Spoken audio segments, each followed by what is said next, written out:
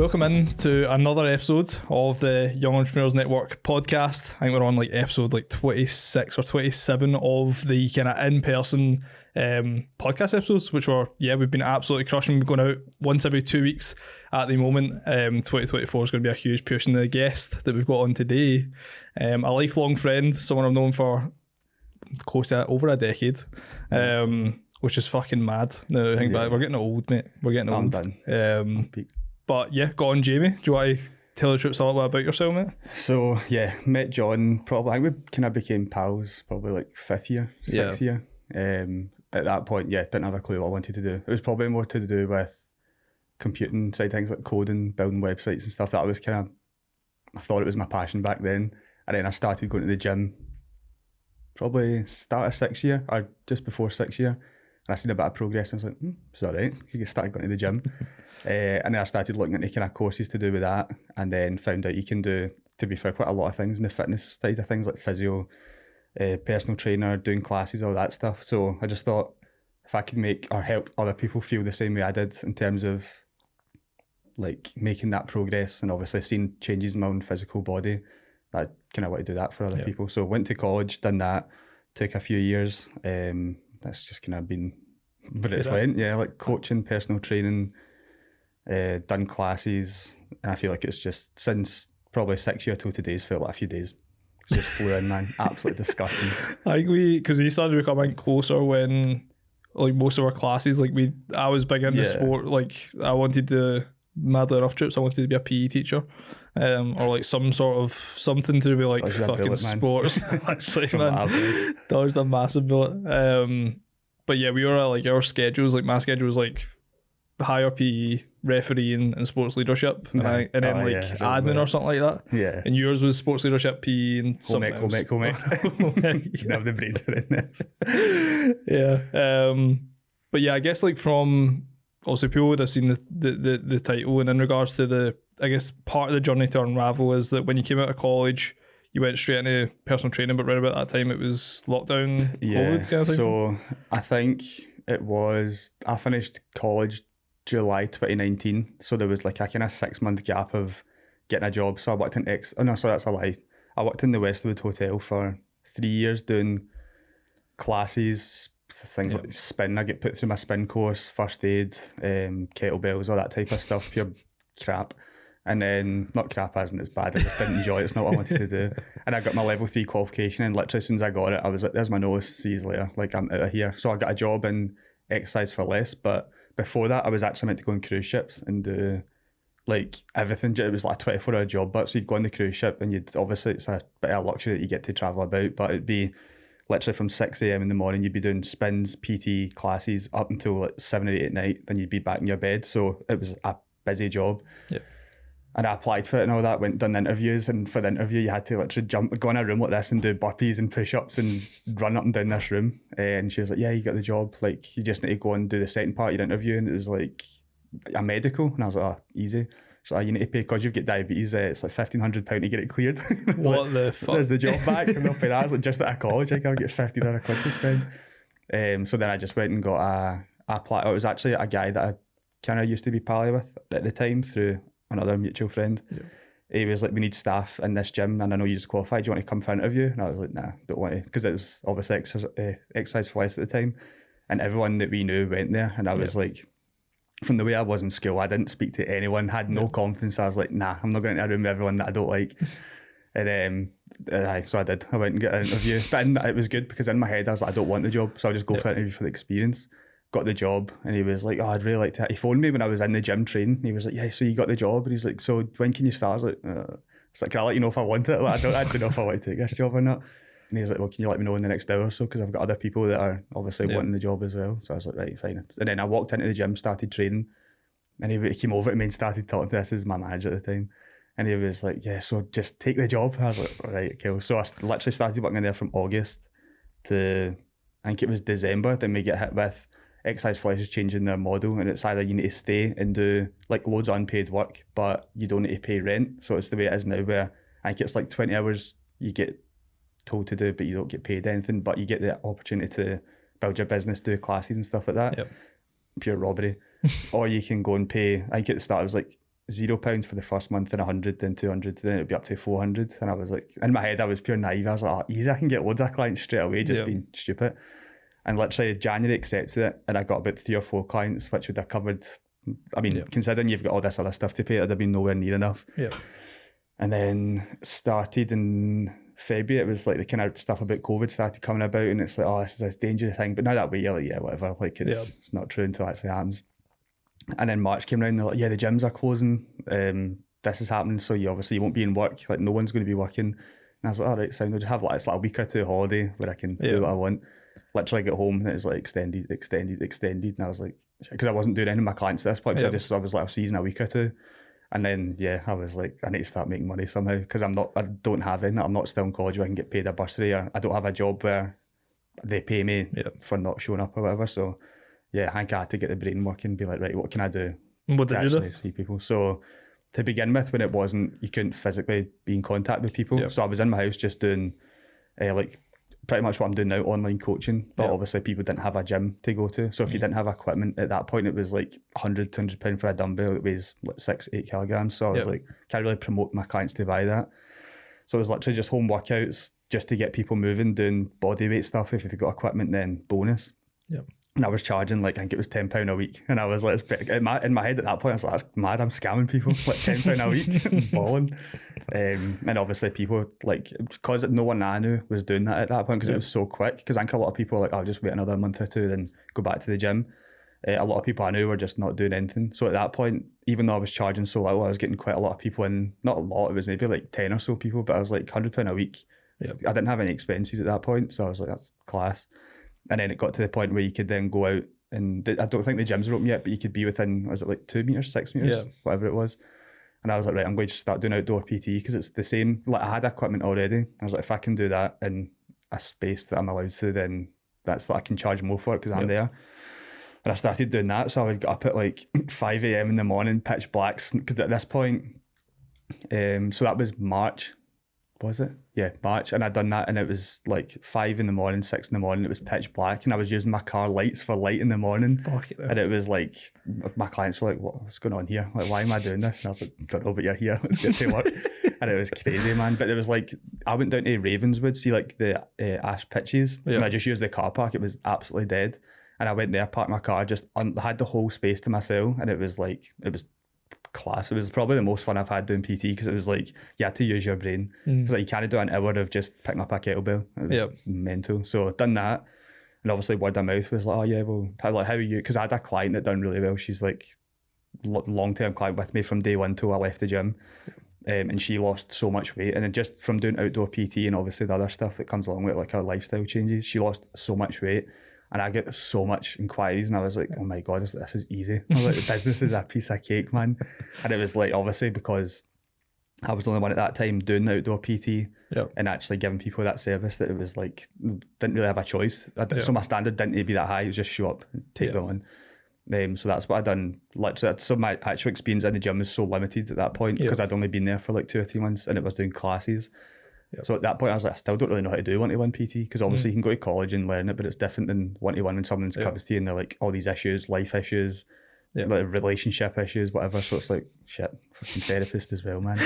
Which is, it's mad. Both go hand in hand, 100%. But it just sounds like you improvise at a time where nobody else is willing to. And off the back of that, like, you got to a stage where you were bringing in like far more than 40 quid a week anyways. It changed quickly, man. Like, from doing that, I noticed quickly, I was like, I can't keep charging so little, because it was, even though I didn't have anything to do in the day, I was literally getting up at 6, and especially when I think I was doing outdoor, and the gyms opened up for a bit, and that was good. And then they shut again, and then they opened and they shut, and it came through to, I think it was like November, December 2020, and I was still at the point doing outdoor. And it was like snowing like bad, and I was charging nothing. I was like, nah, I'm not doing this. It's like, if people want to actually come do PT, like, they're going to pay me at least 11 quid an hour, but I'm not doing this. So I charged more. I think it was like £20-30 for an hour, the outdoor PT stuff, which is probably equivalent to what you charge in a gym anyway, but didn't have the option to do the gym. So done that, and then that was mental. Like, through Christmas, I was, because it's the same as you said, like, I don't think I took any holidays unless I was going away for like 5 days with, if it was like with Katie or whatever. But apart from that, I would, even when I was away, I'd be like, just message me if you need me, and I'd still be doing work. I don't think I've ever had a week or a day where I've just totally clocked out, because it's like you just can't afford to. Yeah, 100%, mate. And I guess like from an aspect of like going from, because that was technically PT to online coaching to outdoor PT, then back to normal kind of like indoor PT. Jack of all trades. And then obviously now you're doing online coaching, but I guess like going back to the gym, indoor PT, I mean, you and Bex were the same, man. You were clocking like Oh, it was mad. 12 hours a day in the gym I lost my life. I think when I went back, I was like, I'm just going to, from going from outdoor to the gym, I was like, I can charge way more. Yeah. And I was like, I'm just going to save money. In my head, I was like, I just want to have enough to buy myself a car and eventually get like a mortgage or something, and obviously move in with Katie. So I was like, fucking, anyone was like to sign up, you choose that, I'll fucking be there. I was like, I don't care. So I was literally getting up at 5 a.m. And before this, I wasn't a morning person. Like I wouldn't get up at 5. I'd get up at like 8 or 9. Can I do whatever I wanted and do the stuff? Like especially when I was working online from home in lockdown, so I didn't need to be up at any time. So I was getting up at 5, starting at 6, going up till 1 p.m, taking an hour off to go and get food, train, coming back, and it'd probably take me like 2 or 3 hours to fit my life in a day, to like eat, train, see my family, see whatever, and then it'd be like 4 p.m. till 10 p.m, straight home, bed, up 6 till 1, 3 hours off, 4, 10, and literally Monday, Friday, mad. And I'd do all my online stuff in the Sunday, so it'd be like another 2 or 3 hours of work. What do you think the catalyst was of like gaining all those clients during that time period? Like, why did I gain them? Yeah, like what do you think the reason was for it? I think it's just because considering what I used to be like, as like, so as I said, did quiet in school, and I wouldn't say I was like a pure sociable person, but I'd go and like I was never one that went to the parties and drank and whatever. So I would just be in my house the weekends, whatever. So I think I could, but I also had pals that were like that would go out and do stuff. So I could see both sides, where people that like wanted to go out and drink and do that type of balanced lifestyle, I guess, even though when they were younger it wasn't about that, it was just go and get hammered. And then I dealt with people that like just want to stay in, maybe go, I don't know, to the town centre and see girls or whatever they wanted to do, and however it went. So I think I just had such a broad like understanding of how people worked, and it was like I've got an older woman, and I know like she's not going to go out and get steaming every weekend, and I understand her. Yeah. And then I'd done well with them, and then they'd refer me to their friends, but then I'd also have someone that I knew from school sign up, and I'd understand them and how to give them progress, and it was just like word of mouth is the biggest thing. But I think it's, sorry, on you go. No, just what I'm taking from it is like you had like multiple like ideal clients that you were like you could get results for. Yeah, and I think at that point it was like I didn't have like I can only help this person, because I didn't really know who I wanted to help fully at that point, because I was just fresh in the door and I was like, I just need clients. Yeah. So I took on pretty much anyone, and then I just kind of started to see results with almost all of them. Obviously there's a few outliners where you can't, or outliers where you can't help them. It's just like they just don't want to be helped. Yeah. But for the most part, everyone that I worked with was like, especially during that time, you couldn't go out and party, you can go out and drink, you can go into town, and that was like all people could do was go to the gym or go like hill climb. So they were getting fit anyway, so it probably made my job a bit easier as well. And it was just literally like results and testimonials and word of mouth, because I understood how important that stuff was, because if I ever wanted anything like that, I'm not just googling the first person that comes up and buying into them. I want to know like who have you worked with and are they good. So in my head I was like, I need to give everyone a really good experience, and obviously also help them get results. So that was my biggest thing. I think especially one-to-one, there's a lot of people that I worked with that had like disabilities or a lot of mental health issues and really physically not fit, and then you get the other side, the people that were like incredible shape and still came to me. I think it's just because I could help people feel comfortable, and also like there was people coming in the door and they'd be like, they could hardly speak because like shitting themselves in a gym, and by the end they're like, oh, that's class, can't wait to see you next week.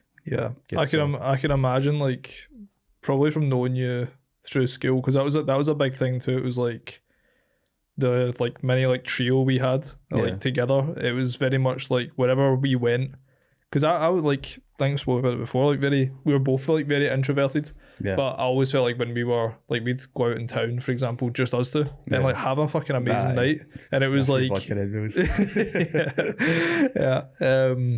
and like thinking back at it, to be fair, like prior to that, like I wasn't really that comfortable with doing stuff like that, and I think you have a very like I don't know if you get it from like your mum or something like that, but a very like kind of like warm in nature that I could imagine like people coming in, for example, feeling very ease in an environment that's like very fucking uncomfortable. I think as well it's just from experience of like being in groups of people, and I've always been like, if I'm in a group of people that there's someone that's really loud, I will be the quiet person. Whereas if I'm in a group of people that know what everyone's really quiet and shy, I'll be the person that has to, I'll talk if I need to. I'm not like unconfident, I just don't like being the loudest person.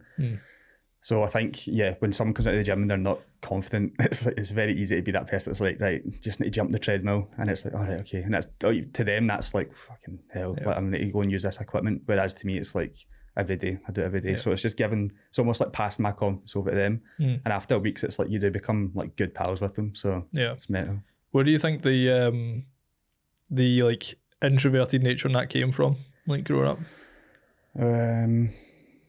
I don't know. I'd probably say my friend group. Just if I'm being 100% honest, shite experience. Not our friend group, but like beforehand, it was just the group was too big. And see, when you've got a big friend group, it's like people talk shit about each other, and you knew what was going on. So it was like, just better stay quiet. And easy to like spectate on the side, like for sure. 100%. Aye, pretty fucking mad to be fair. There was one thing that you said, which like to see like the testimonials, reviews, that sort of stuff. I even thought about it like recently. Obviously this was going to go to after New Year anyways. Got Bex an air fryer, right? Dual wheeled fucking air fryer, right? She's going to be so gas with it. Went to cop it off Amazon, like 4.7 star reviews, thousands of reviews. I was like, class.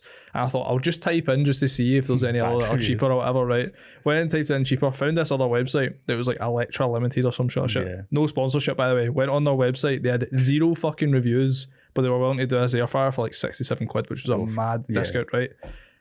I was like, I just can't fucking, like, I couldn't find anything about them, mate. There was no like, I was looking at like privacy policies, fucking everything about their website was dodgy, mate. And I was like, do I fucking risk it? And I was like, nah, fuck it, man. Just bought the air fryer, mate. Like the actual one from Amazon that was like, I knew was going to come way more today. As well. It's mad, the power of like reputation, like reviews and stuff. It's the same as me. Like if I'm typing in, for example, I bought like an air compressor to clean like my computer months ago, and there was hundreds. I was like, top one's got the most reviews, buy that one. Whereas I was like, I could have just paid £3 or £4 less for one that does the exact same thing. But do you think? Because I always think about the transformation you're speaking about. I take it that's Emily's. No, it was hers as well, but another one called Donna. So like Emily's transformation, like for me, that was the one that I was that was like that got Donna in the door. So it was like Emily. Yeah, she done madness like that, because it was 4 weeks at that point. I was charging pennies. She'd have been dying for it to be like that now, but it was literally like in the door, and I felt like a pure imposter. I was like, I'm charging you to take you to the gym and almost just count for you. Obviously, you do your stuff outside that, but for the main part, I'm literally just pushing you to go and train in the gym. I think at that point it was like £40 for like 3 sessions a week for a month. It was crazy. And then so she was like kept banging on about loving chicken nuggets and all that. And I was like, well, see, at the end of the 4 weeks, I'll get you chicken nuggets if you do well. And literally she never touched anything for like 4 weeks, just went to the gym, trained, done her steps, all that stuff. And she didn't lose any weight. But then, I don't know if you remember what her photos were, but her photos from week 1 to like week 4, she looked mental different. And I was like, fucking hell. Because I'd never had a transfer, like I'd never worked with someone that's done well, or to be, that was my first actual client. And I was like, fucking hell, 4 weeks and you can do that? And I was like, class, like, and I posted it, because at that point I was like, transformation, just post them, any feedback, post it. Like, if you probably go far back enough on Instagram, it's literally screenshots of WhatsApps and all that, and like, if you're crappy edits, but I was like, I know how important it is to just get that out for people to see it. Whereas now you do need to be a bit more advanced with your posts and reels and all that, or people just scroll past it. But yeah, Emily definitely get the ball rolling in terms of getting clients in the door. And because even to this day, there's still people that will message me like, oh, like, I know Emily, I know she done really well, I just want to, can I sign up with you? Like, mental. It's like something that's obviously Emily still works with me now, she does really well, but like for something that started probably 4 years ago now, it's crazy. How did because you're speaking about also like raising pricing and stuff like that, what was how did you go about raising pricing? Was it as simple as just bump prices up like clients? Is this what, during like lockdown and stuff like that? Just like, because one of the things I've took from what you said is like you continuously, especially in a one-to-one environment, you continuously raise prices as demand increases. And it was like, I feel like I have so many conversations with even just clients in general where it's like their demand starts to increase, but they have this limiting belief around increase in pricing? Was that something that you had, or was it just like... No, I think my first price increase was the hardest because people were like, I didn't ever change my... I think I changed my current client's price once because I was like, I had so many out. My retention was really good in 1-to-1. So I was like, if I'm getting new people in the door and charging more, it's going to be such a small change that like it's probably not even worth changing. So I think the first change, I think at the start I was £120 for a block of 4 doing PT. And I was like, that's kind of the most common one because people are just kind of try it and see if I like it. And then maybe they will then upsell to like 2 or 3 a week or whatever. But then I was doing, as I said, I was literally fully booked from 6 a.m. to 1 p.m. and then 4 till 10. And I was like, not only did I not want to do that, but like I could potentially still do that but earn way more money, and it kind of makes it more worth it to me. But then in my head I was like, if I can chop off the last 4 or 5 hours and just have my night times available but still make the same amount of money, then I was like, I'd happily take that. So I think I went from 120 to £140. I can't remember the exact prices of the other blocks, but it was like pretty much another £20 per month for all the blocks. And then from online, I think at that point it was like £40 a month, and I put that up to like 60 or something. So overall it was like a few hundred extra pounds. But it means I could start to drop off days. Like I wouldn't work. I think the first day I dropped was like a Wednesday night, so I didn't work a Wednesday anymore, and that gave me time to then again see Katie or relax and not do anything. And then but I think in my head I was like, either keep doing what I'm doing and getting miserable and hating it, or charge a bit more, lose a few clients, but overall I'm still making more. Plus again, you fill the gaps anyway. So because I think like because what I've wrote down here is like resentment starts to build if you don't make the adjustments to change pricing, or like willing to cut hours. It's like, and people get caught in the kind of rut of like, I don't want to up my prices but I also don't want to cut any more clients, so they just stay in this constant cycle of like, I want to up prices but I'm not got the balls to do it, or I'm scared to up prices because then I'm going to lose clients. And it's like this fucking, I mean I hear it all the time, bro. It's just like this repeatable fucking process. I think as well, it's, as I said, like I had clients when I was in the gym that were like 2 or 3 years like long relationships where it was obviously PT, but at the same time like, I knew everything about their niece, their nephew, uncles, granddads, everything. Like I knew the whole family inside out, their issues they'd had, and there's stuff people told me, I'm like, there's no way you've told anyone else that, like mental stuff. And then it's like, I know they're maybe struggling for money now, so I don't want to tell them the prices are going up. So I can understand, like, I wouldn't say I had that issue, but I can see why people have maybe that issue if they build such a big relationship with their clients, which is a good thing. But then they're scared to make changes in case it upsets them. Whereas you do, as a business, and you're doing it to look after yourself. Do you think that was the key for your retention being so high? Yeah. The relationships? Yeah. I think, like, before I quit 1-to-1, probably 90% of my clients were like 40 plus, which was good because again they came in, they done well, most of them, but again it's like it was almost like that motherly thing where it's like they come to you and they'll be, oh hi, nice to see you, blah blah, and you do feel like it is your family member, and I think they appreciate that you talk to them as obviously as a PT, but you speak to them like they are a good friend of you as well. And it's like they look forward to come see you, and even if they don't do well, they just like to have that social connection, because a lot of people that I worked with had their own business, or they worked in an office 9 to 5 and they didn't really get on with other people they worked with. So it's like, oh, I can go and see Jamie and have a laugh for an hour or 2 a week or whatever. And then, just kind of stayed that way. Do you miss it at all? 1-to-1? Yeah. I think I actually prefer doing 1-to-1 over online, just because you get that, I mean, you're in your room almost all day. Unless you decide to go out, which like doing steps, whatever, is easy enough. But I can see if people, especially if you are busy enough, you could literally be in your room 9 till 5 sitting, you're looking at a computer screen doing your check-ins and whatever. Whereas on 1-to-1, I was up early, I'd done my work, and I think it's easy to set your working hours that way, because it's like I've literally done my 6 to 1, I can go home now. If I need to do anything, I can do it, but then I know as soon as I'm finished, I'm done. Whereas I think now as well with online, I'm like, I've maybe done 3 or 4 hours of work, but I'm like, oh, have I done enough? I need to do more. Then I feel bad for doing anything else, or going out or having dinner with Katie. I'm like, no, maybe I need to cancel, I've got other things I need to do, or whatever it is. So yeah, I think it's definitely easier to get started doing 1-to-1 because you have that 1-to-1 relationship.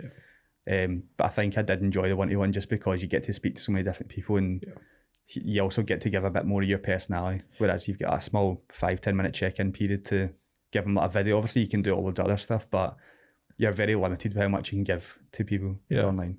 I guess like from an aspect of like the hours that you're setting for like 1-to-1 time, it's very easy to, I had this conversation with Bex, I think we spoke about it walking here before, it's so much easier to quantify the value / time that you're putting into something when it's so easily like, okay, I've worked from 6 to 1 on the gym floor, which equals this amount of money. Yeah. Like, I have worked hard to do. Yeah. Whereas when you're sitting improving like client acquisition strategies and implementing paid ads and recording content and doing like the check-ins and stuff like that, it's hard to actually quantify what is bringing in the money. Straight back for it as well. Yeah, it's like obviously you need to do all the back end stuff, but it's like you don't get. But like if I done 1 hour and 1-to-1, someone's like, yeah, thanks. Yeah. Whereas I'm doing 3 or 4 hours and you're getting nothing. Except from obviously further down the line it pays off. Yeah. But it's like maybe I should do a bit more and maybe try and get a new client or message a few people or whatever it is you need to do. Yeah. So it's harder to, it's definitely harder to kind of say, right, I've done enough today. I'm going to chill out for a bit. Do you think that's been the biggest like change / difference in going from PT to online coaching, or is there anything else? I think it's almost like starting a whole new business again, because I'm so used to just getting up, and obviously I've changed my client type as well to like younger guys, not due to anything against other types. I wanted to change, and after I'd done my photo shoot as well, it was like I wouldn't say I loved it, but it's like the feeling you get when you see yourself and you're like, fucking hell, that's actually me. Not anymore, but that was me. I think it's mental seeing that and you're like, I could help someone get to that and like I know what to do now. So yeah, the goal is to kind of just get younger guys, and to be fair, females as well, anyone that's willing to put the work in, just to help them get to a good level. But it's so different. Yeah, because I think that was one of the things probably when we were in Spain, to be fair, like Bex's routine was very much like get up, respond to clients, go to the gym, come back, shoot content, and then it's like she'd have like our evening call, like evening group call, for example, and it's like, whereas probably like my routine is very much like I'm so heavy working on the business, but there's, when you compare it to, like I've never been in the 1-to-1 space, like being paid hourly, for example. So I think the fact that I don't know never knew what that was like, it actually made my life easier, being able to like I've spent like fucking probably in the last like 6 months, like close to like 500 to 1,000 hours just obsessing over like improving client acquisition, paid ads, lead flow, like improving different aspects of the business, different delivery processes, trialing different things. And it's like I'm doing all those things without expecting really anything in return. Whereas I think when you have that habit of going to something, getting in exchange for money straight away, it's quite hard to go from like, cool, I've just been paid 40 quid an hour, to then go and spend 4 hours on something and not see anything in return. It's different as well, because I think you need to invest a lot more in your online, because you need to have such a big presence online, or else, I mean, online coach, if you don't have any presence on Instagram or Facebook, TikTok, whatever it is that people go to, then you're in trouble. So you need to be like, even my content, as like, as well, I'm trying to put more effort into it, but going from like being able to just post a photo with a bit of value was enough, because I'm like, well, that's not the main drive of my clients. I'll get leads through my actual clients I've got just now, word of mouth and whatever. Whereas like, if someone's just like, oh yeah, he's good, like, I do a check-in, like, I don't know, you obviously get your calls and stuff, but for people need like a lot more to sign up and pay you, especially, there's obviously not me, but some coaches still charge £250 a month for almost the same as what any coach gives them. But it's like, why am I paying this person that, when I could go and pay half and see someone in person, get what I need out of it? So you need to obviously show that, like, this is why you're signing up, and I can give you X, Y, Z. I might charge a bit more, but it's worth it. 100%. I guess that's something that like I've noticed over the last like few years. Like, you've invested heavily in different coaching programs, different like areas, different things. Like, you're on like Chris Bradley's like twice. Like, what was like the motive? Like, what was the... So the first time I reached out was, I can't even remember when it was, but I think it was when I picked up and I was getting busier, and I knew for a fact my systems were a mess. Like, I was literally just like, here you go. And then it was like bank transfers and stuff. I had nothing. I was literally just like, you want to sign up, here's my bank details, I'll go and write your program, whatever, here we go. And then it got to a point where, like, I don't think I said as well, but during when the gyms just opened up after lockdown, it was mental how easy it was to get new clients. It was literally like every day I'd get 2 or 3 messages, and it'd be like, class. And I was like, in my head, I was like, is this actually what it is? I was like, is it like this easy? And obviously it went like that for a month or 2, and I was fully booked. And then it did start to, people started to be like, oh, I can actually just go and spend more money on going out or whatever. And they weren't so invested in the fitness side of things anymore. And that's when leads dried up, and I was like, shit, I'm going to need to retire. I was like, it's mental. So I was like, because I kept seeing ads as well from Chris, and obviously he does well. And I messaged him and he was like, yeah, jump my call, and he explained like how he can help me with, again, just retaining clients, getting leads and all the other stuff. And I was like, right, okay. And at this point, I was like, I'd earned enough that I could invest in these type of things. Yeah. So in my head, I was like, I'll invest in as long as it's going to benefit me. Like, I don't really care the price. And at that point, I wouldn't say the price, whatever, in case he doesn't want to know, but I paid, it was just monthly at that point. So it was a fee every month, and it was like, you're just part of his mentorship, and you got access to like how to retain clients, how to build a community, all that type of stuff, which was good to begin with. I went in and I was like, shit, I'm not doing any of this stuff. So I built like a Facebook group, and kind of built excitement and all that for my clients, which really helped. But I think the biggest thing was like posting consistently on social media. Like, I think if you go back to even like 2019, I've always posted at least once or twice on Instagram, and some of it might have been crap, but I was like, I just knew I had to post and give my best kind of bit of value. So I think that was the biggest thing. And then after like 6 months, I kind of get to grips with everything, and I'd rinsed the course, and I was like, I don't really want to keep paying this when I feel, especially like, again, he done really well, so there was loads of people in it, and it wasn't like you got like a one-to-one call every week, or you got like that personal like relationship with him. So, and obviously didn't offer that, but I just like, I think I needed something a bit more like that. So I left that, and I just kind of went with it. I was like, yeah, doing well now again. I kind of know what to do, and I know what I need to do. I'd done that for a few months, and then obviously when it got to, in fact, I'd done that for again probably about a year, and then it got to January of this year, and obviously me and Katie decided we were going to go to Australia. And we're like, right, well, I can't do one-to-one in JD gyms 21 hours a week. So I was like, I need to move my business online. So from that point I knew, but I didn't tell my clients straight away. I was like, because in my head I was like, if I tell them, they'd be like, oh, I'll just go and look for another PT now then. So it's almost in a selfish way. I was like, I'll leave it a bit. So I knew I was leaving. Originally I was meant to leave the gym in like September, October, so like a month or two ago. But it got to, or skipped a bit, signed up with Chris again, because I was like, he's got loads of experience helping people transition to online. He's got loads of online people like do really well, like you know a few of them as well. And I was like, if they can do it, then obviously there's something that I'm missing here, or like something I should know before heading on to fully online. And I signed up, paid money a lot, and it was all right again. I transitioned over, but it was pretty much still the same stuff that I'd done before, but it was just like, just change this a wee bit and change this a wee bit. So I made the changes, whatever, and then it got to the point I was like, it was good, but I wasn't seeing as much for what I was paying into it. I didn't see as much return, and I was like, I don't really want to continue on with it just now. I'll just kind of figure it out myself. So I was still in the gym at this point. I think it was like June, July, and we get told our gym rent was going up like another £150 or something like that. For me, because I was in JD from the beginning, Exercise Flex, I was paying £400 a month in rent, which is a fair amount if you're like new in the gym or whatever, but £400, and then it was going up to like 500 and something, and I was like, I just can't, nah. I was like, I'm not paying that. I was like, no way. So I was like, I'll just leave the gym early and give myself more time to build my online business. And then went from, I think it was end of July, obviously till now. But I think I stopped with Chris in August.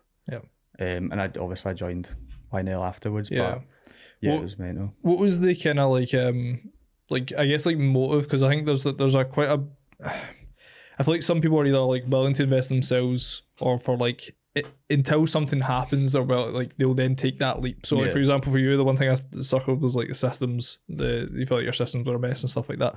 And when it comes to people like Chris, things like Young and Lazy, because I know there's plenty of coaches like Lewis McFarlane was on, for example. I know like he's helped many people in many different areas.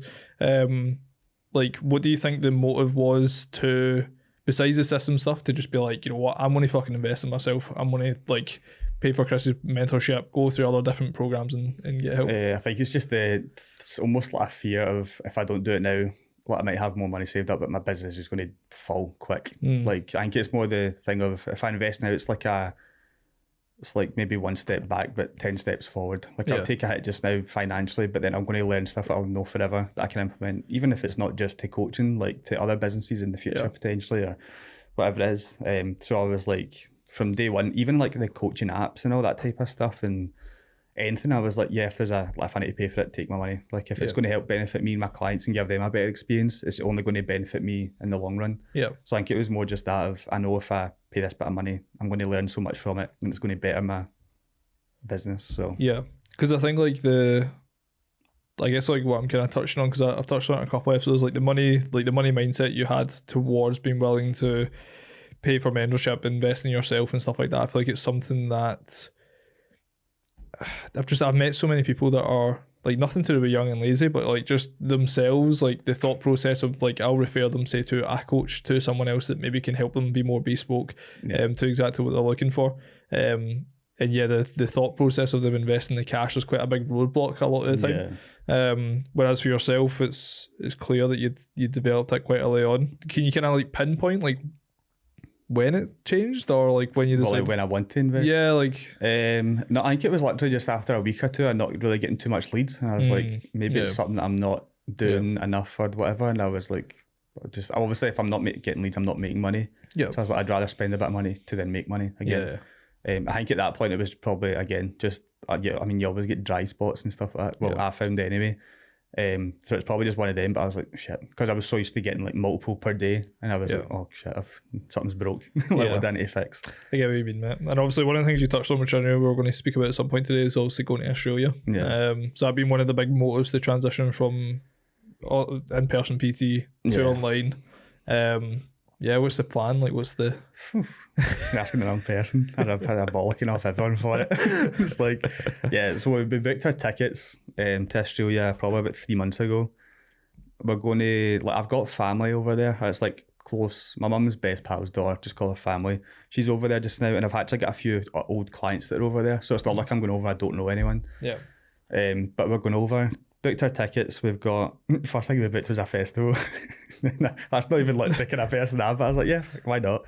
So we booked a week in Sydney. We're doing 4 days in a Airbnb, some days in a hostel. Just again, the main reason is to just kind of build some friendships or whatever, because it's like that kind of group thing. And then we're going down to Melbourne, doing the same again, 4 days in a Airbnb, some days in a hostel. And then just need to figure out what to do there. Katie's got an idea. She's been really looking into it in terms of like things we can do when we're traveling and all that. But like anyone that knows me, I'm far too laid back. Like my mom says, if I was any more laid back, I'd be horizontal. And I was like, yeah, true. But I think it's again, that's a good thing and a bad thing. But yeah, going to Australia is mental. 21 hours away. Yeah, I think when you've got like someone that's the yin and yang, it's like someone's your counterpart, like you're able to, because like I probably get like a little bit of, I'm probably a bit of both, just because my mum's very like, she needs to leave like 20 minutes before the train and like be there 15 minutes before the train just in case it turns up early. Or like she trips on the way down, like she's very very on it, and I think it's something that I probably picked up like small amounts of it, but myself, I'm probably more on the laid back side as well. And I think I think when you've got someone else like yourself, you're having Katie, like seems like Katie's like very on the ball. Got all the shit in place that needs to be in place. Like if me and you just went, I think it would be trouble. Yeah, it would be fucking peak. Or else I probably wouldn't even, I'd probably look at it and be like 2 days before the itinerary, like there's fucking nothing happening here, man. I'll just staying home. I think like I'm laid back just now. I think see like we're leaving on the 15th, I think. 15th to the 16th. I think it is the 15th. But we're going down to London for January. Not like 4 days time. I'd be in trouble. But we're going down, and I'm like, as it's getting closer, I'm like, shit, I need to take like a toothbrush.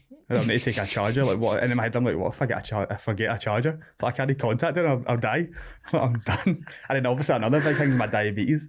Like so I've had to go to the hospital and sort my insulin, and obviously over like lucky here we get free healthcare, whereas over there I'm going to need to pay money to survive. That's a scam. Just let me live. But going to need to sort my insulin and get like a doctor over there, and obviously if anything happens over there, let's say you fall and hurt your leg, touch wood, don't, but you're in trouble with money there at all, because that's going to cost you. So I was like, again, people will be stressed about that, but I was like, I'll pay for it, just whatever. If I need to pay for it, I need to pay for it. And then it's the same as like setting up a new bank, setting up new phones and all that. Like obviously the fact that I've never lived outside the house, like anyway, I've lived with mum and dad. Katie has lived outside the house, like at uni and stuff like that. So she's got that experience. And then again, me and Katie have never lived together. So it's like we're both quitting our jobs pretty much, both moving out of the house, both moving in together. So this could be the best thing ever. It could be an absolute disaster, but it's like, just need to roll it. 21 hours away as well. Not even just doing it. Yeah, but that's the thing. Both of us like your own space. So it's like, Whereas now if Katie comes over, I can't be like, yeah, you go sit in the living room and I'm sitting here and I'm watching TV. Whereas if you live together, you could be like, I'm just going to go and chill and watch TV or whatever, play computer, whatever it is. Yeah. So yeah, I think it'll be good. It'll be a big test. But as I say, it's not the end of the world. If it's shit, we can just move back. Yeah. I guess like from an aspect of running like the business over there, like you've thought about like a plan or routine? Like... yeah, I think I'm still going to like obviously get up early and still, obviously I've got my clients anyway, so I need to do their check-ins and still pretty much do everything I'm doing just now. Yeah. But obviously the time is back to the front. So when it's 6 a.m. over here, it'll be 6 or 7 p.m. over there. Yeah. So I'm just going to kind of adjust to that and figure out what I'm going to do with that. But most things will be the same. And obviously January is typically a bit busier for coaching anyway. So it might be difficult with the fact that I'm travelling on holiday for the first week or two, but just need to do the work anyway. Like it's not as if I'm not going to have a couple of minutes to sit down and speak to people and things like that. So it's funny, man, because we spoke about it in regards to like that first like week that you've got where you're like travelling about on a bus and you're like, yeah man, I have 4G, I'll just hotspot like calls with clients and stuff like that. And I was like, mate, fair enough to you, man, because it's having like it's probably those things that I would stress maybe a little bit about. Yeah. Because it probably just comes down to things like being out with your control. What advice would you have for other individuals wanting to maybe transition from PT to online coaching? If you're doing one-to-one, I would make sure it's solid before you transition. I was almost like rushed because I was in a time scale. But if you're just someone that does want to generally maybe invest more into the online side of things, or maybe you can see yourself kind of losing passion for one-to-one, definitely give yourself 6+ months to start to build your online fitness side of things and trial things, because there's some stuff that works for me now online that would never have worked one-to-one, like even in terms of like the apps that I use. An app, again, like coaching stuff I'll know, but Trainerize is probably the best thing ever. Like I've tried, the same thing goes back to like I'd invest money in anything to make sure it's better for my clients mainly. But there's so many different apps you can use, and I was trialing them all and was like, oh, that's better, like maybe it works better with food or works better with training. And yeah, it turns out in the end, I think honestly Trainerize is like the best one. You can sponsor me.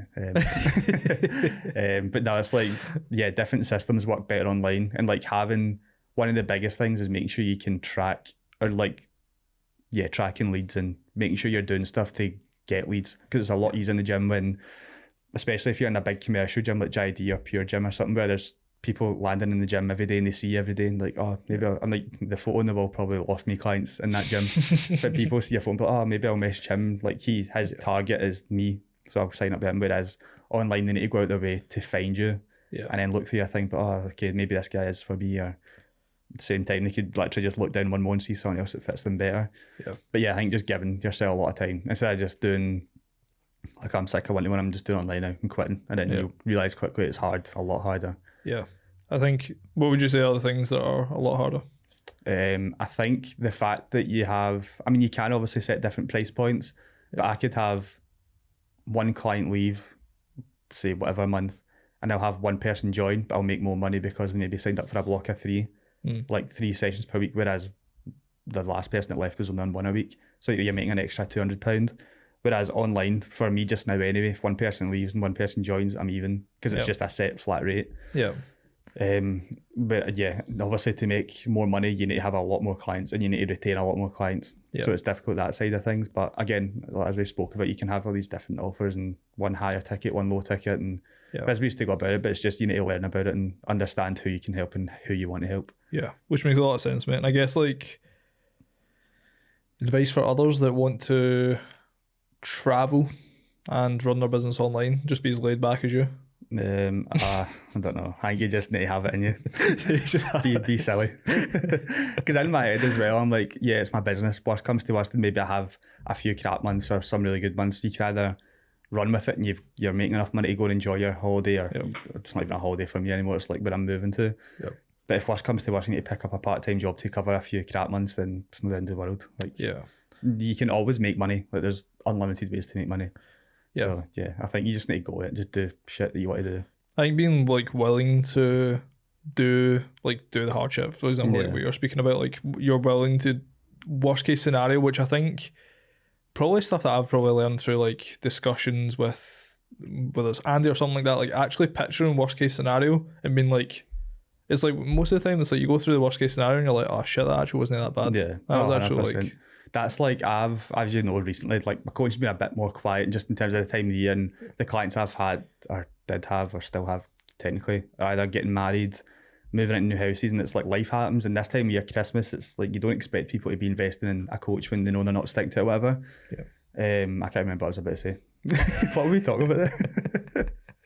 We were talking about fucking hell, man, we both just lost our train of thought. Fuck me. You were speaking about online coaching, Australia, picking up a job, willing to do like what other people aren't willing to do in regards to like picking up a job.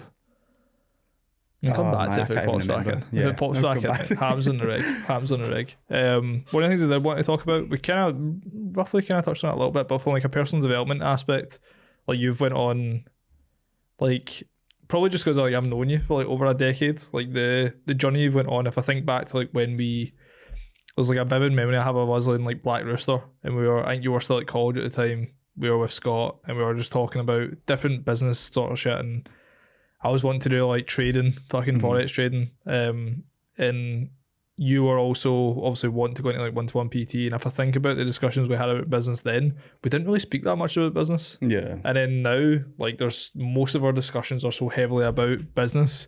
Do you feel like that came through like almost like your own kind of personal development, or was it just like you started to enjoy business more? I think it's weird because I feel like from even like when I was younger, I was like, I will make a decent amount of money, like a good amount of money one day. Don't know how I'm going to do it, but I'll make sure I can. Yeah. And I think when it came to like coach stuff, I was always confident. I was like, I'm going to make it work. And then I think just as I've actually went and done it and like had a successful business, I guess if you call, like everyone's successful in their own way or whatever, but like I've been able to do full-time PT or coaching or whatever.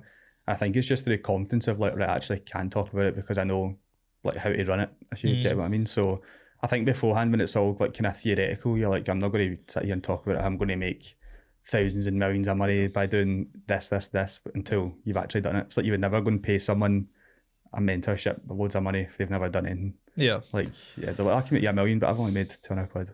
Okay. So I think it's more just like I wanted to do it first before talking about it. Yeah. But even at that, I probably didn't even know what I was talking about back then, to be honest. Like, I think it was more like I had to go and walk the walk to start to learn enough. Yeah. And just to do trial and error of like, right, okay, so this is how I can get clients. And then you can understand it's probably the same in every business, like 1-to-1 to yours. It's like you kind of get the same lead generation anyway by just, again, like social media and word of mouth and stuff. So I guess from an aspect of like you being like very introverted at school and then like doing content, talking to camera. I remember the date changed. Yeah. I remember the exact moment it changed. I remember because I got my qualification stuff and I was still working in the Westerwood, and it was like in there, the classes that were full were like 10 people. So it was like 10 people that were all a bit older. They probably couldn't even hear you, like hearing aids and that. Like really honestly didn't care what you were doing. Just as long as you were there and said, right, do this now. They're like, yeah, cool. I remember getting asked to cover a JID exercise for less class, and then I fully booked class and there's 40 people, and that's like a mixture of people my age, younger, older. Yeah. And I remember I walked into the room and it was like a legs, bums and tums, so like just not my thing. Like I'm doing hip thrusts on the floor, right? And I remember I walked in and there was these people that everyone, like I walked in the door and at that time I was like 18, 7, maybe just turned 18. Walked in and those people looked at me like, what are you doing here? And I was like, I don't know. I don't know what I'm doing here. And it was literally just like I know I'm qualified to do it, I know I can do it, but not be like, shit, should I be here? Like what's going on here? And it was packed, like, so do you remember the exercise for less studio? Yeah. And it was like genuinely filled to the brim. And I'm not a pure loud person. Now Jamie, the guy that worked there, Jamie was like, do you want a microphone? And I was like, nah, I don't need a microphone. I was like, I'll just shout or whatever. And then as soon as I walked, I was like, I need a microphone. This is too big. And then I got to the front and I was like, I wrote up the exercises in the board and stuff like that. And I was saying something, but I had music on, but it was like, you could hardly hear it, and I was like shouting, and the woman at the back was like, "We can't hear you," and I was like, "Oh," I could feel myself sinking into the floor, man. I was like, "No, I need to be louder here," and I just like quickly adapted. And like after a class or two, I was like shouting. Yeah. But I think it's just because for like my whole life I didn't shout at people or shout to people or whatever. I was just always like whispering almost, and then having to be like, right, if someone's going to take me serious, I can't be like, "Oh, can you please do a burpee now?" It's like shouting. Yeah. And I think people have like obviously respect the authority a wee bit more. But yeah, again, after that, it was like that became one of my best things, was going and do classes. Like they're always really busy. But I don't think it's because I've never had like a big ego. Like I'm not I'd never take myself too serious. But when you go in, you will get some people that are class instructors or whatever that like think they're the dog's bollocks, and they're like, yeah, like I'm the best at these exercises, blah blah. Whereas I'm just, again, I think it's just my laid back kind of personality. I'm just like humility, like just like everyone's just a fucking human anyway. So like everyone, just have fun. Yeah, pretty much. And I think people enjoyed that, especially the older people that went there to get a 6-pack and compete. Yeah, like they just want to go and burn a bit, like speak to people, have a laugh, sweat a wee bit. So yeah, that was probably perfect for them. What would be your advice to someone that's maybe like that bit more introverted? The thought process of doing something like that, even like talking in front of camera. Say they've got a business, they want to start pushing out more content, but they're doing fucking just like carousels and shit on Canva rather than getting in front of camera. So you need to just do it, man. It's like, I remember the first video I done as well. Like as I said, I was posting for years consistently, but it'd be like photos and maybe photos of me, but not me talking in stories or videos or whatever. I love doing that now. I love just grabbing like even my camera or my phone or whatever and just talking shit. Like that's my favourite thing. I love talking shit. Like absolutely love it. You know it anyway. And it's like, see, once you do, like, it's different when you're doing it to, like, I feel like when you're on Instagram, you feel like, say you've got 1,000 followers, you feel like every single one of them are going to sit and watch the whole thing. Yeah. You probably wish at one point they all would, because now I'm getting like 100 people and probably 10 of them watch it. Yeah. But it's like, just doing it. And at first you will be nervous and you're going to be like overthinking it and like, oh, should I delete that? Or is that good enough? But literally just a post of anything, just do something. It doesn't need to be anything fun or super exciting. But yeah, I think literally the simple answer you probably don't want is just do it. I mean, I was going to say the same thing. Like everyone that wants to cut the reps of like actually doing it, but I think it's the biggest thing that I've recognised probably. Like, let's say like hiring Jack and putting Jack through sales training and stuff like that. Like, Jack has like been fast tracked, but like I know a little bit of him probably still thinks that he's missing something, or that he needs a different course or a different mentorship or other different aspects. Which like there'll be an element of truth there for sure. Whereas when I went like 3 years of like just selling thin air and not knowing, when I say thin air, it was like creating a network from scratch. It's like the chicken and the egg. Like, how do you? There's no other fucking network, so how the fuck am I meant to sell it? Exactly. Having to like navigate that world without any training, very introverted, like just have to fucking wing it and make it happen. Doing all of those reps. And then going through like Alex Becker's program or going through a different like sales framework or going through different books and being like, holy shit, this is the shit that if I had that back 3 years ago, I'd have been fucking closing left, right and centre.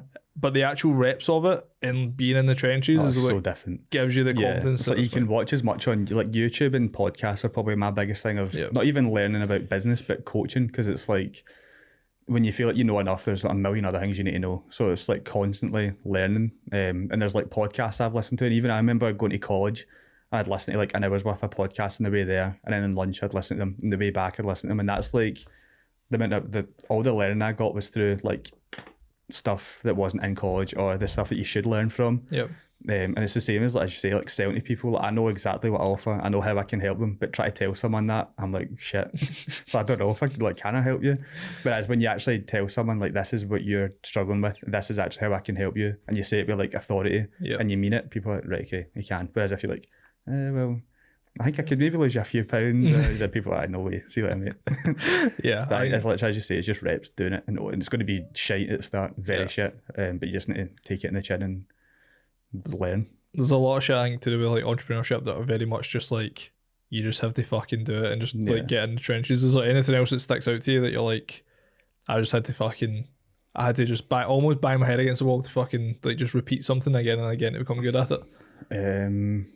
Probably just talking to people as well. Like I had a few people that I worked with, as I said, they had like disability stuff, and they were like, I mean, as I said, I was introverted, and sometimes I still do struggle to make conversation with someone if they're not giving you anything. And there was one person I had before, and it was honestly, I was like, I'm fucked. Like this person signed up for a month of coaching. And honestly, I was like, you might struggle to last hour here. Like it was really hard. They came in, and it was like, usually when people's pictures on their Instagram, whatever, are always a lot different than what they actually look like in person.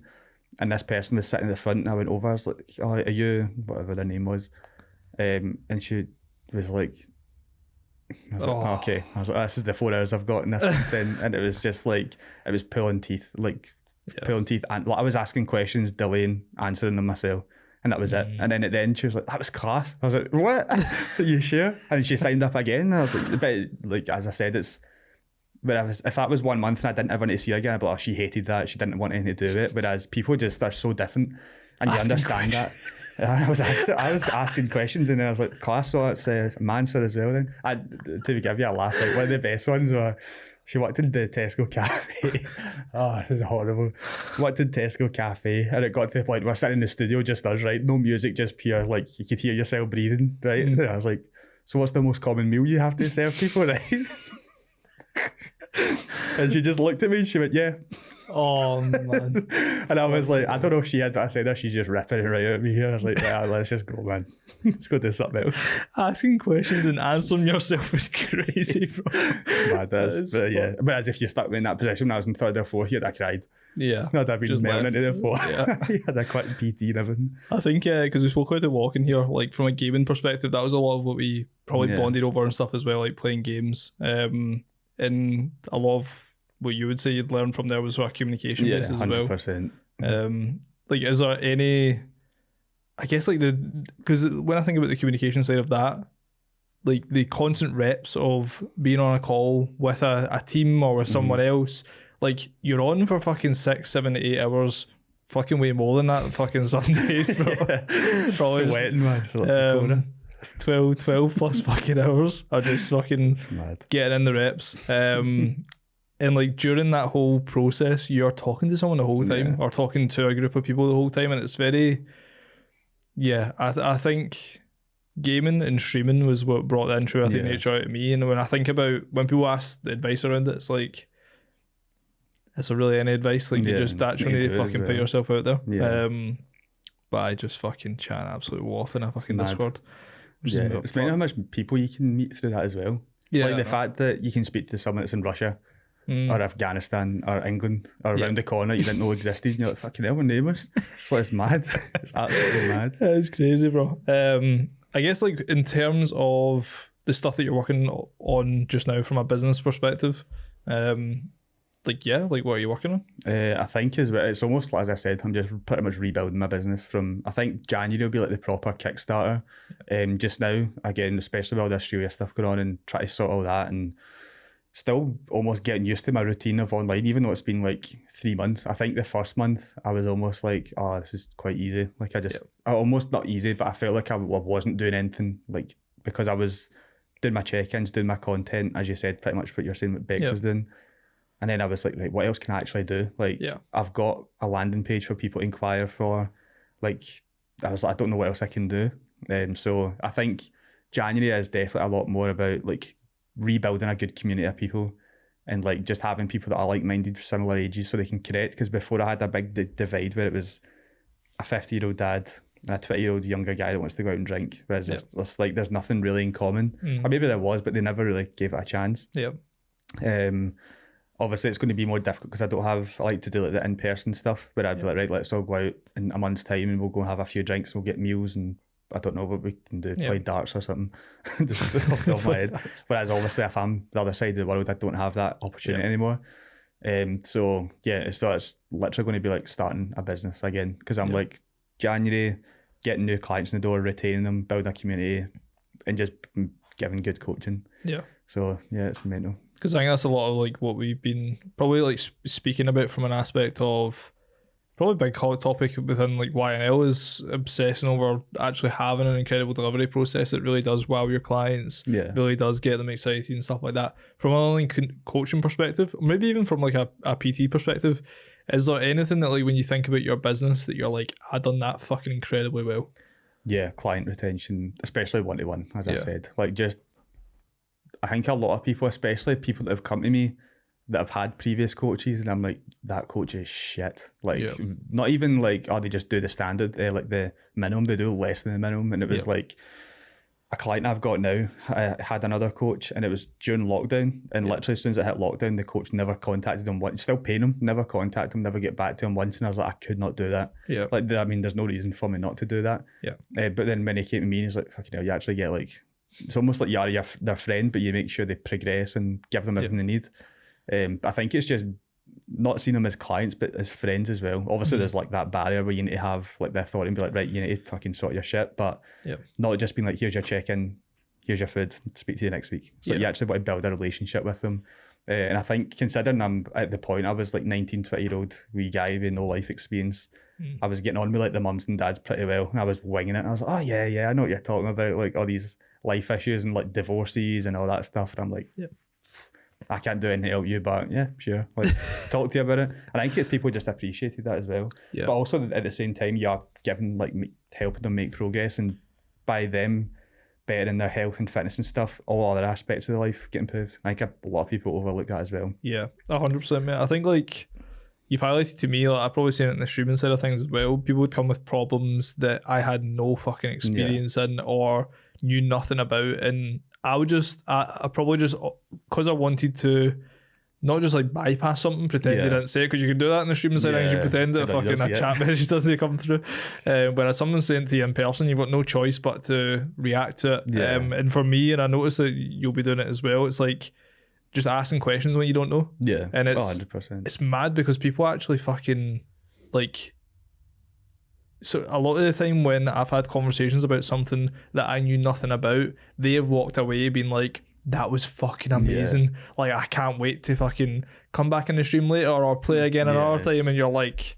I think also, as you're saying, like, if someone asks a question you don't know, one thing that a lot of, probably not even just PTs or whatever, they'll just wing it and make up an answer to sound smart.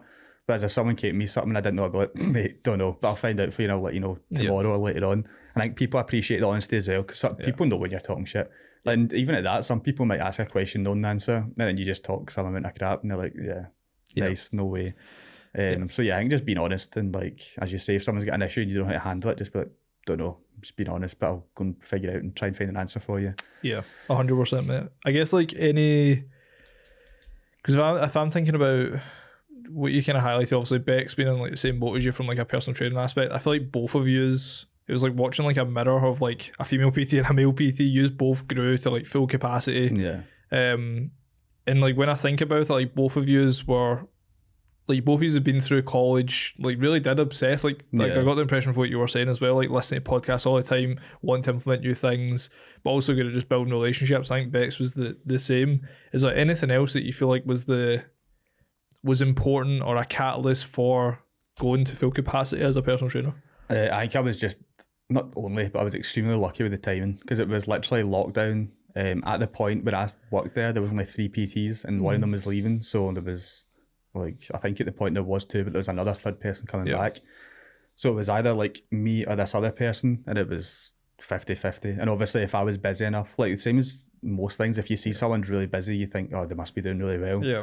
So I just quite lucky and just caught momentum, and it was like straight out of lockdown, this person's busy, I'll sign on. And then I did give them a good experience, so it was like, I'll go to tell my pal about them or whoever it was. And it was literally just constant inquiries and full, like 40 hours, I think it was 1.45 hours a week in the gym. And I remember it got to the weekend, I was like, I don't want to move. And then Sunday night came, I was like, I'm dreading it. Like I was towards the end of doing that, and I was like, I started to hate it. And I was like, I'm not, as much as I'd say I'm quite financially like money driven. Yeah. I knew the boundaries of like, I can't keep doing this, so I'm going to end up hating the job and hating everything about it. So I had to cut off the night times, and I was like, I'll just do the 6 hours. And yeah, and I guess that's like the thing that you would have changed, probably, like rather than just jumping 2 foot into like online coaching, what you would have probably done differently is the transition slower. Almost when I think about like Conor Malone, for example, like he's obviously doing online coaching as well now. Like he's replacing in-person clients with online clients and taking it through that process until he gets to a stage where he wants to step. Would you say that's a more logical way to go about it? 100%, yeah. Unless you are time, like if you're given a time frame and you need to be an online coach for whatever reason at a set point, then do not rush it. Like unless you're already absolutely jam-packed to online and you're jam-packed to one-to-one, then you obviously know what you're doing. But if you're someone that's maybe like say 30-40 clients one-to-one and like 5 or 6 online, it's so much harder to maintain those 6 than it is to maintain 30 one-to-one, like so by far. So, well, personally, I find anyway. Yeah. Just as I said, you've got that, they've got 1 hour a week at least a day, whereas they maybe get 20-30 minutes if you're lucky with like check-ins and stuff, and even if they want to show up to the calls and stuff like that. Yeah. So yeah, it's mad. I would just take your time, don't rush it until you're in a comfortable position where you're like, I could actually lose a few and still be good. Have you thought about doing 1-to-1 PT in Australia? Nah, I don't think I would. No. I think I'd do it online. I think eventually I'd actually like to build into different businesses. Again, further down the line, but I think I would obviously just try and build the online stuff and use that as like a building block for money to then invest in other stuff. Yeah. Like me and Kate have always spoke about investing in property and doing that type of thing.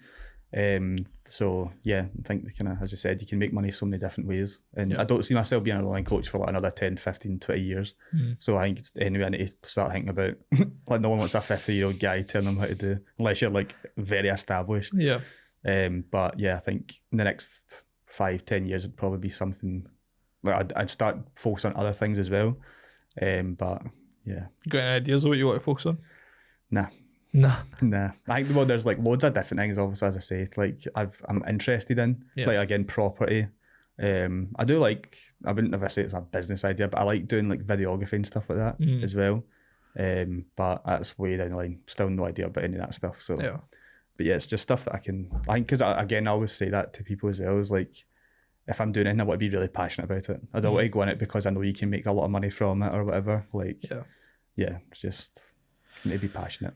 Yeah, I think you can, there's almost like a evolution that you kind of go through as well, where you, probably like me now, like with YNL, like YNL has been the, yes, like the thing, the business, like what we've been driving forward, but you don't realise all the other things that compound on the side. So for us, for example, working with like 50 plus other young entrepreneurs that are all different businesses with different models, with different problems. A lot of different stuff. You learn so much, mate, and you start to realise that like with that level of knowledge, like you'll be learning a lot of stuff. Like I know from us working together, like you're doing so much on funnels, paid ads, fucking understanding like copywriting. Like they're all things that are like huge skills that become obsessed enough about them, man. Like you could just fucking huge retainers, mate. Yeah, I think also the fact that like when I started PT, I was like, never once that into my head I was like, oh, I need to make sure I get a good landing page, I need to make sure this post's written well. It's like you just think people come to you and they'll sign up and you'll get results, and that's as easy as that. Whereas that's the probably the most enjoyable bit.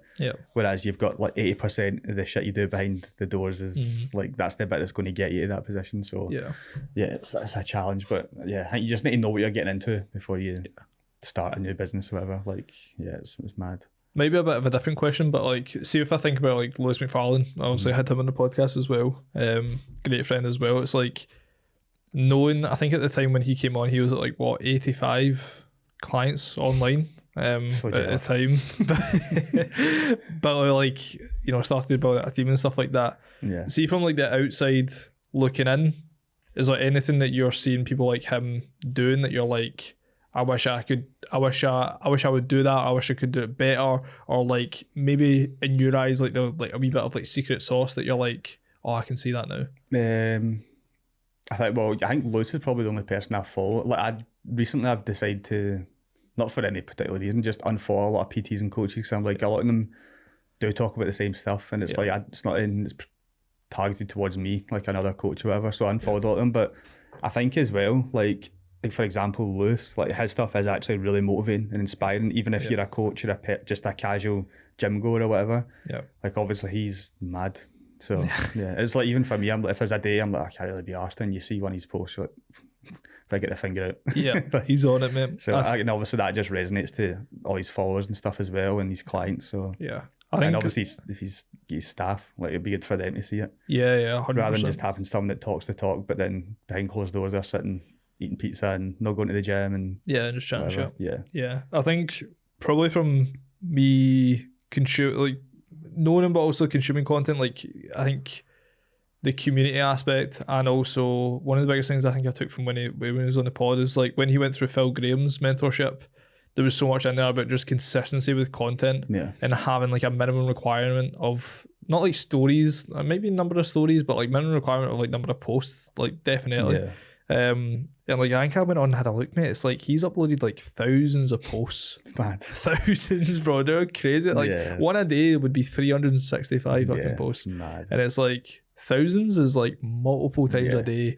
Fucking no days off. Like the content he pumps out is mental. Because in my head as well, one thing, again, I never even had to be taught this, I just naturally thought of it as like, if I'm constantly showing up in people's feeds, maybe if they don't want a coach just now, but in 3 months time they'll maybe get a PT, if they've seen my face every day the last 90 days, I'm the first person they'll think of.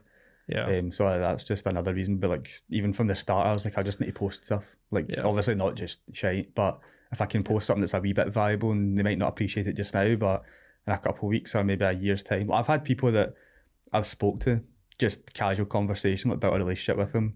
And it's like no intention on my side of like, oh, I can maybe get them a client if I say the right words or like whatever. And then it'll be like 3 months later, like, oh, I'm going to get a coach, can I just sign up with you? And I was like, you don't need to sell them in. It's like they like you and they know what you do. And that's like the easiest thing. So I think just what I say is keep your name in the hat. Yeah. Just constantly being there. Because I think like as well, now you said, to be fair, like he's very the Lewis you see on camera is the Lewis that you would meet or talk consistent. To in person. He's very authentic. Yeah.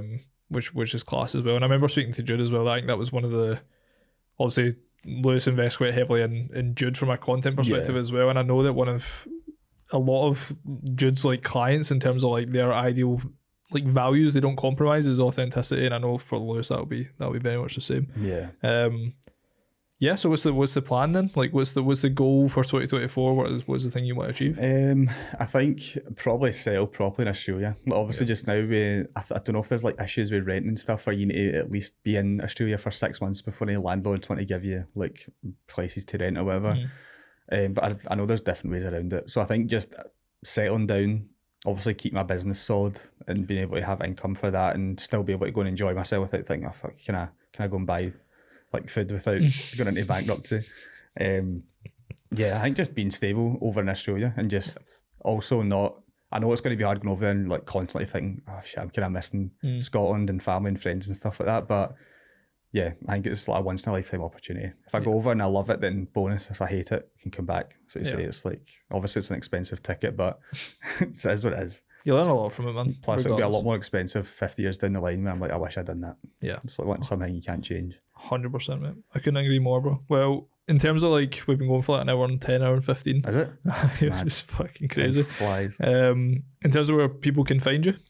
Mainly Instagram just now, coached by Jamie. Facebook's the exact same, coached by Jamie. I think definitely when we go to Australia, I'm going to start doing it on YouTube more. Nice. I think Katie's going to get involved with it as well, just because Katie's got quite a big following on Instagram as well. She just doesn't use it very much. So I think, but we also both said that it's like here, my day is so mundane. Nobody wants to watch that. So like if we're in Australia, we're going to pet kangaroos, going to pick up crocodiles. Like these people are like, oh, fuck, I might die today. I'm going to watch that. But yeah, I think it's just, and it's obviously for me, it's like a whole experience. So it's almost going to be like a way of just dealing with it. I'm like just going to sit and record stuff. Like I'm just going to walk to the shops, but I'm going to talk about how I feel moving across the world or whatever. So I think YouTube will be good, and obviously get your personality across a lot more, like longer form stuff. But yeah, that's the goal. It's literally just kind of keep building my online stuff with my new kind of clientele, and just find my feet in Australia and live life. 100%, man. Sounds fucking awesome. I think from a vlogging aspect, like that'll be fucking class. Like for you and Katie. If I think about like you becoming obsessed with the gym, then me becoming obsessed with the gym with you, like when we were a bit younger, it was like David Lade, Rob Lipsett, like all of those sort of guys, and it's like that's all they done, man. They just vlogged, went gym. I know. It's actually crazy. And it's like they do the same thing every day, and people, even me, I was like, fucking class. You loved it. Can't wait to watch them do a bench press for the 4 hour time in a row. It's like it's mental, because in my head I'm like, oh, I can't do the same thing 2 times in a row, or can't post a similar post or story again. But as people don't care. Just they're there for you. It doesn't really matter. Obviously, to a certain extent, it matters what you post, but I think it just becomes part of your routine, man. Because if I think about us, it was like every time I sat down for food, it was like put on one of their videos. When I went to like got in bed, it was like stick on one of theirs. Which is mad. So it's crazy, man. The amount of money I've paid them through ads. 100%. Well, thank you so much for coming on, brother. I wanted to nail this before you went to Australia, because you might not fucking come back. Zoom one. Zoom one. Canned at 6 a.m.